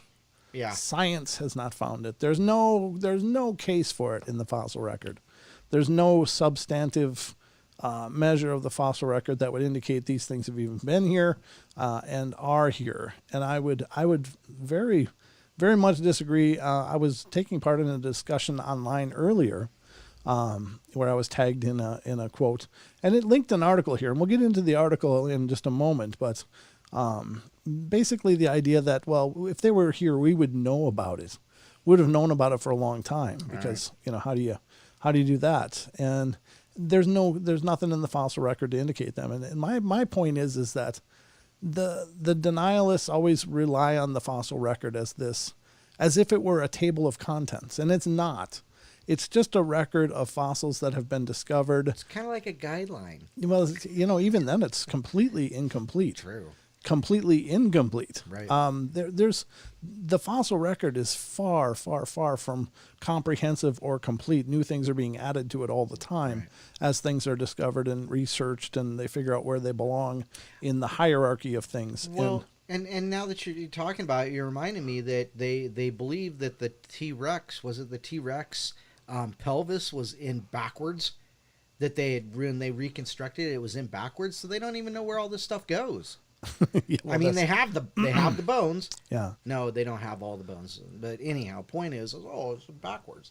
Right. So how does that make science right? Well, that's exactly it. And science is always going to be an unfinished stew, so to speak, because there's new discoveries, there's new thoughts, there's new, new viewpoints that come into play and may reshape things. And there's a real resistance to the traditionalists to expand their thinking. But the point that was brought up in this thread was the billy ape. And I don't know if many of you know about the billy ape, but they were basically discovered in 2003. So this is a brand new discovery of a chimpanzee, and not your traditional chimpanzees. These things are about 5 to 6 feet tall. They're huge. They're these huge chimpanzees that suddenly popped on the scene and now are an established part of science. But there was no record of them in the fossil record. There was no precedent for them prior to that, other than other chimpanzees, which are much smaller, 3 to 4 feet, generally, with the closest in size is like an orangutan to a gorilla, right, to the billy apes. And so that's the article I want to bring to you now. And this was created by Kelly Shaw and the Rocky Mountain Sasquatch organization. He does a great job. Kelly's kind of one of those unsung heroes of the Bigfoot world because he's been doing this for years. He really gets out there and researches where things have happened. Like he goes through reports that people have made. He will, even historically, going back to like the Bauman incident and stuff like that, and looking up in northern Montana for where that may have happened and how that might have played out. He's just really not afraid to get out there and do the work. And he was actually featured on an episode of Survivor Man Bigfoot, which I was glad to see because he's been at this a long time. So if you're not familiar with the RMSO, get familiar with it if you're into the Bigfoot world, because Kelly's got a lot of information. He's done a lot of the legwork and has some great ideas about what the Bigfoot are. So he may be in the Bigfoot world. There's always controversial figures. I don't know if Kelly is or isn't, but in the Bigfoot world, everybody's controversial according to somebody. So, but this has to do with the billy ape, and I wanted to read this article quick for you, to you, with you. And mythical primate officially discovered. And this is dated from the 2016, but it's I think Amy Boo said they were discovered in 2003, but it says thousands of people report seeing a giant 8-foot tall primate in North America. What will it take to get Bigfoot to be officially discovered? Billy apes, giant lion-eating chimp, can grow to a giant 6.5 foot tall, over 200 pounds. This subspecies of chimpanzee was always considered a myth up until 1996, officially discovered in 2003. Okay. When Carl Amann, a Swiss photographer and anti-bushmeat campaigner, first visited the region in 1996, he was looking for gorillas, but instead discovered a skull that had dimensions like that of a chimpanzee, but with a prominent crest like that of a gorilla. Amann purchased a photograph taken by a motion detection camera from poachers that captured an image of what looked like an immense chimpanzees. Amann also measured a fecal dropping 3 times as big as a chimp and footprints as large or larger than a gorilla's. In 2001, an international team of scientists, including George Schaller of the Wildlife Conservation Society and Mike Beliveau of Harvard University, were recruited by Carl Amann to search for the elusive billy ape. But the venture came up empty. After a 5-year-long civil war ended in 2003, it was easier for scientists to conduct field research in the Congo. The first scientist to see the billy apes and also recruited by Amann was Shelley Williams, PhD, a specialist in primate behavior. Williams reported on her close and chilling encounter with the billy apes that we could hear them in the trees about 10 meters away, and 4 suddenly came rushing through the brush towards me. If this had been a mock charge, they would have been screaming and intimidating us, but they were quiet and they were huge and they were coming for the kill. But as soon as they saw my face, they stopped and disappeared. The unique characteristics they exhibit don't fit into the other groups of apes, said Williams. The apes, she argues, could be a new species unknown to science, a new subspecies of chimpanzee, or a hybrid of the gorilla and the chimp. At the very least, we have a unique, isolated chimp culture that's unlike any that's been studied, she says. So is this the picture of them? I guess it might be. The Billy Forest, the far northern part of the Congo, lives a band of very large chimpanzees that have a very unique characteristic qualities and behaviors. The local stories of the surrounding regions talk of massive ape-like creatures that kill and hunt lions, catch fish, along with howl at the moon. Local hunters also mention an animal that looks like a cross between a gorilla and a chimpanzee. An animal, according to the stories, is not affected by poison darts as the other apes are. Wow. So there you go. That's the Billy ape. Now, that was just discovered. This is 6 foot tall. It's in the Congo, which is a war-torn region, and not necessarily the easiest to get into and study. But still, there's places in North America that are just as remote, right? If not even more, where nobody goes, where the Sasquatch could be. That it's not really that far to reason that they could be out there, that they are out there, and maybe someday somebody will catch the right shot and get the right interest. Now, I don't know that anybody ever dragged in a Billy ape carcass in order to say, hey, they're real, see? Right. Now, maybe they have, and maybe I'm not accurate on that, but there's no mention of that in here, that there was a specimen collected that was needed to substantiate the species. So obviously it can be done without needing to harvest one, as some people say, harvest like it's corn. Yeah. You know. Very awesome. Very awesome. But still very strange. I don't know. I think they're out there. I think that, you know. Hi, Don. Shh. I know that sound. Sounds like the Paranormal Portal. Wow, are they on? Wow. I guess so. So that's the Billy ape, ladies and gentlemen. If you're not familiar with it, definitely worth checking out. There is a chart here that's kind of does a good job of size comparison. And here's the Billy ape right in here between, like, the orangutan and the gorilla. And you know, if let's say a regular chimpanzee is stronger than any man, could rip your arms off and stuff, how much stronger is a Billy ape? You know, how much stronger would they be? Those are scary animals. I mean, they just are. If they hunt lions, just think of that. You know, we think of lions as these, you know, alpha, you know, right, top of the food chain. Nothing bugs a lion. But apparently these apes actively hunt them. And maybe that's a survival instinct, because if they don't, they become prey. Maybe, I don't know. So maybe they took to hunting them to keep the lions to stay away. Yeah, well, you know, if you can prove you're bigger. Yeah, if you can bag lions, they're going to quit coming around. But very cool story. I didn't realize all the nuances of this prior to today. So I was today years old when I learned about the Billy ape completely. I'd heard the name before. I just didn't really understand the significance of the find, and I didn't realize it was such a different chimpanzee from the normal. You know, I was thinking they're like bonobos, you know, kind of similar to chimpanzees, which the bonobo is here at the beginning. The chimpanzee is a little bit bigger, the orangutan, the Billy ape, eastern lowland gorilla, and then a naked guy for some reason. Nice beard, guy. It's a nice beard, right? No, there you go. So that's the Billy ape, folks. Now you've seen it. Hopefully that makes sense to you.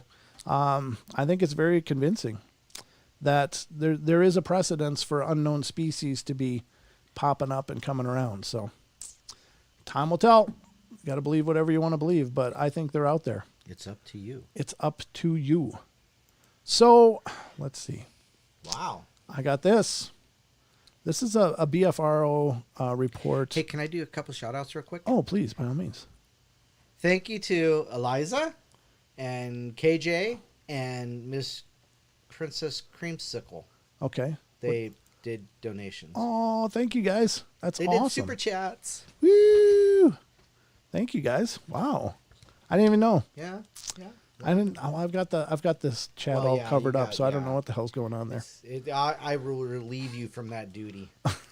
Thanks, Don. I'm gonna take some of the pressure. Okay, so very interesting, but there you have it. That's what am I doing here?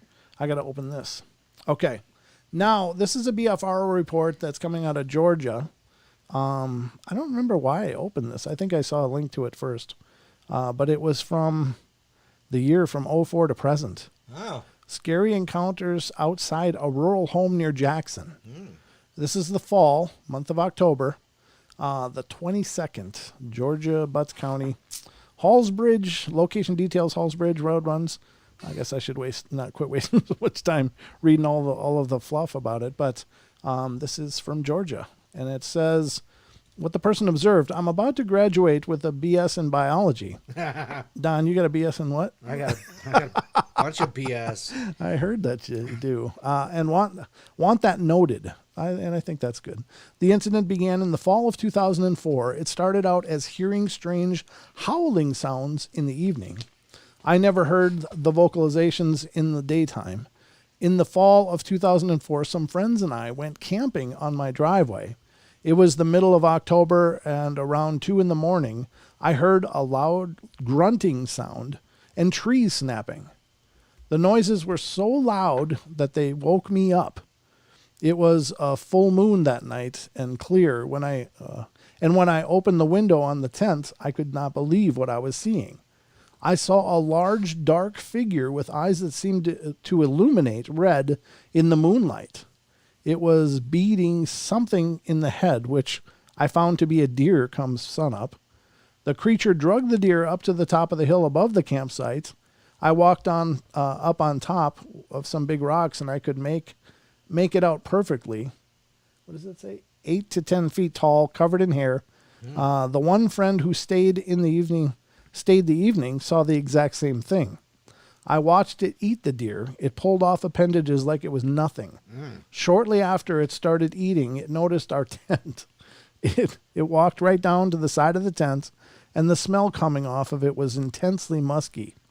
It knocked the frying pan out of the tree by the tent as it walked by, and when it hit the ground, it ran back to the top of the hill, so it scared itself. The deer carcass was gone, but hair and intestines were left behind. The liver, spleen, heart, and lungs must have been eaten. We followed the drag marks from the carcass and found a mass of pine trees bent and broken into some form of shelter. I have many other encounters that I can share. They are real, and they are here. I have heard rocks thrown at me. I have been charged by one twice. Okay. I barely got inside the house both times. Wow, it's kind of aggressive, right? They do not like lights. They do not like if you shine a light directly at them. I say them because on more than one occasion, my fiance and I heard at least 3. Hardwoods and swamps surround my house, and when this started, there were many subdivisions going in. The massive habitat loss, which had to drive them into my property. And there is also a 20,000-acre national forest that is squatchy as all get out, 7 miles from my home. The sounds are not as frequent now, but they can still be heard from time to time. I hear them in the fall and winter, though. I am also a hunter, and when I was hearing the squatches every night, there was not a deer to be found. When I did see deer, they were very jumpy. This was during archery season that I made this observation. Therefore, no gunshots were coming to spook them. I promise you from the bottom of my heart that they are real. I have seen them in person more than once. If the wind is right, you know when they are close because of the smell. Also notice the trees were broke around 6 feet off the ground in the direction that it ran off. I know what all the animals in the woods sound like, coyotes, owls, foxes, and anything in the woods. I'm not mistaking these howls for coyotes or owls. These howls are very deep, long, and you just know something big is doing it. The first time I ever heard it and did not know what it was, the hair on the back of my neck stood up. It felt like some deep, instinctual acknowledgement of danger. So, wow. That's weird. You know, there's the fact that they get pushed out of their place, you know. Right. That's heartbreaking, really, kind of, isn't it? Well, you were just talking to someone. Yes, you were, but I can't tell that yet. But you were talking about, you know, that particular thing. Mm-hmm. So it is hard, and you know that we have a desire to continue to spread and spread and spread and spread. And I think it's, you know, I don't know, maybe for a long time, everybody was drawn to the cities, drawn to this hustle and bustle where things were happening and stuff. And now there's like a counter migration going on where people seem to be leaving the cities, you know, if they can, and are wanting the peace and quiet and the tranquility and stuff. So They keep pushing out to new and beautiful places, but they're only beautiful for a while until more stuff pops up around you, and then you're just in suburbia, So I don't know. You know what I mean? I do. I'm sorry. I'm watching the chat. Oh, okay. And so I have to give a shout out to Nessie. And to Creamy Queenie, or whatever her name is. Okay. And Titan, because it's like a race to the top of the favorite chatter ladder. Oh, we love y'all for sure. Thank you guys so much. It means the world. It helps us out a ton. Oh my goodness. Ka-ching. Wow. Thank you guys so much. That's awesome. Bomber's raffling it off down there. She's auctioning away. She's auctioning away. You guys are awesome. Yeah. Thank you guys so much. Best in the world. It's not expected, but it is appreciated. It means a lot to us. So hey, can you switch the screen? I could. Yeah, because you've been watching me listening to you. Watching. Oh, we have been, haven't we? Wow, I didn't know I was there. It makes me nervous. You don't like to be the center of attention, Don? Cha-ching, yes. Cha-ching. No, I've never really been that way. Huh. I've always been the guy in the, never mind, off the stage. Oh, okay. Doing the stuff. That's where, we need those people too, Don. That's true. Well, those people are needed too. We're down to 4 minutes, brother. What can we do in 4 minutes? What can we do that's legal in 4 minutes? Oh, Elaine. Oh, gosh. Well, she just beat him. She's favorite chatter now. Good evening, Benjamin. It's good to see you, brother. Love you, Elaine. Thank you. Love you guys all. Thank you so much. Wow. You guys are so nice. So kind. If you please don't ever feel like this is expected or whatever. We if you're able to, great. It means the world to us. But it also means the world to us if you share this on your social media, if you let people know about the shows, help to spread awareness of the Paranormal Portal. That's a huge gift to us. It really, really is. So if it's not just a money thing. It's just we want the show to grow. We want it to become bigger and better and greater than it is now. We want more people to show up. I mean, we love doing this. And the more people that show up, the more we can do. Oh, my goodness. Wow. Patow. More red wine for her. Red wine. There we go. You guys are amazing. Wow. Thank you so much. All Thank right. you. Maybe we should stop the show because they're going to go broke or something. Please, nobody sell lungs or organs to get here. So to remind you, speaking of getting here, we are going to be at the Medellin Falls event now. Yes. With Extreme Expeditions Northwest and Stephen Major. Yep. However, that venue is it's not very big. It's very limited. So if you're gonna be there, yes, be there and bring a tent. I don't know is there camping? There must be camping up there, right? I don't know. I'm we gonna should have probably to find out. Maybe we'll have the Paranormal Portal campground going on. Yeah, we should find out before we give that recommendation, though. Well, too late. Well, it's an option that may be available. So we'll look into that and try to provide more information if we can. But yeah, that's Nessie's selling kidney for cash. I got 2 of them. I only need 1. Oh no! Oh wow! Well, there you go, folks. So we're down to about the 2-minute mark. Special thank you to all of you for being here with us tonight. It's always a great pleasure to do the shows. And Don, you'll be back on Wednesday. Yes, I plan to. Yep, and we'll be releasing our new podcast tomorrow. Of course, I'll be back tomorrow night with the Night Terrors, whichever version is coming next. I don't know. I always have to check the schedule because I've got 3 or 4 rotating topics now that I'm doing on the Night Terrors. So, and then we'll get into another trail cam terror that I thought was pretty incredible. This is kind of another version of one that we've shown, right? But it's an in color picture. If I can make sure to find the same one, there you go. I'm trying to, but yeah, there's lots more coming tomorrow night, and maybe we'll clean out the rest of that article tomorrow night on the Night Terror show. So if you want to be a part of that, that'd be great. Remember, Paisley Wild is coming up next. The Spaces Between is coming up next. If you're listening on TFR, iHeart, TuneIn, and TalkStream Live, you can catch the show just by sticking around. Don't go anywhere. But if you're on YouTube and you want to check out the Spaces Between, go to tfrlive.com and you can listen to it live and chat if you go to /chat. Or you can head over to your YouTube page at youtube.com/ / the spaces between. What the heck just happened? I don't know. What do you mean? It's I'm just buffering really badly. Oh, well, I don't know. Take that as you will. I got green here. All right. Yep. It's just my old computer. Oh, yeah, it's okay. Is it fine now? Yeah, it's fine now. Okay, good. All right. Have to so, refresh or something. folks, that's going to about wrap it up for Don and I. Don, anything in closing? Teespring. Check out the Teespring link in the description, folks. Don will be back on Wednesday, so we'll start it up again. But see y'all tomorrow night. Love you all. Be good, be kind, be nice. Take care of each other. Help each other out. Find the magic in every day, and remember to laugh as much as you can. Love you all, and I'll see you tomorrow night. Good night. Good night. Cue the credits.